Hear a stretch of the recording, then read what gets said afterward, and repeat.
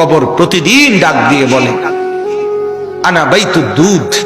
প্রত্যেকের কবর প্রত্যেককে ডেকে বলে, ও আল্লাহর বান্দা, জানো আমি পোকামাকড়ের ঘর, পোকামাকড়ের ঘর। তুমি তো সেই বান্দা যে একটা মশা কানের পাশ দিয়ে উড়ে গেলে তোমার ঘুম বন্ধ হয়ে যায়, চোখ মেলে যায়। একটা মশার গুনগুন আওয়াজ সহ্য করতে পারো না।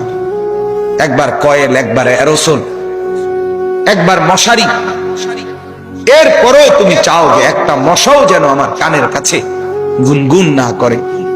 তো 5 ঘন্টার ঘুমের জন্য, 6 ঘন্টার ঘুমের জন্য বান্দা এই যত্ন নিলা, অনন্তকাল কিংবা বছরের পর বছর কবরের যে ঘুম দিবা, পড়ে থাকবা সেই ঘরে, পোকা মাকড়ের ঘর, সেই ঘরে তুমি ঘুমাইবা কেমনে, থাকবা?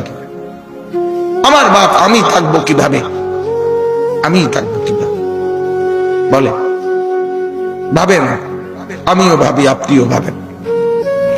উসিকুম ওয়া ইয়া, আপনাকেও বলছি, আমাকেও বলছি। এই এখন ঘরে গেলে আমরা সবাই ল্যাপ আর কম্বলের নিচেই তো শুয়ে যাব বাপ। কিন্তু একবার ভাবেন তো, যার মা কবরে, মার কবরে ল্যাপ কম্বল আছে কি?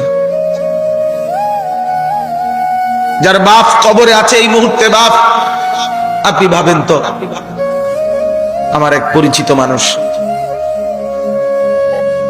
একতলা বাড়ি করছে ঢাকা, 4.5 কোটি টাকা খরচ করে, শুধু একতলার মধ্যে খরচ করছে। কিছুদিন আগে ইন্তেকাল করছে।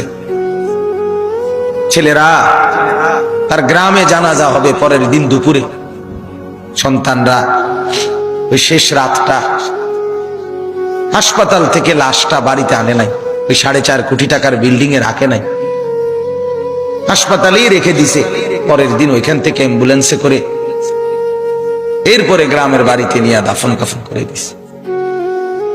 এখন এটা তো করোনার কালে নাই, এখন ইদানিং 10-15-20 দিন আগের কথা।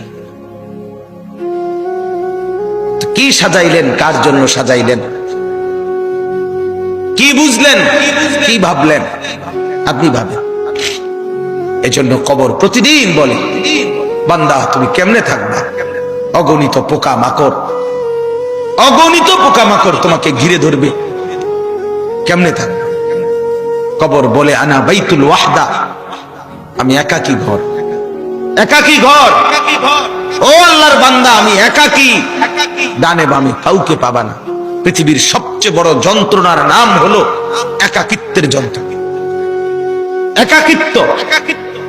পৃথিবীর সব সম্পদ যদি কারো ঘরে থাকে, সুখের উপকরণ থাকে, কিন্তু স্ত্রী নাই, ছেলে মেয়ে নাই, আপনজন কেউ নাই, ওই ব্যক্তি একাকিত্বের যন্ত্রণার সামনে গোটা পৃথিবীটার সব উপকরণ তার সামনে তুচ্ছ।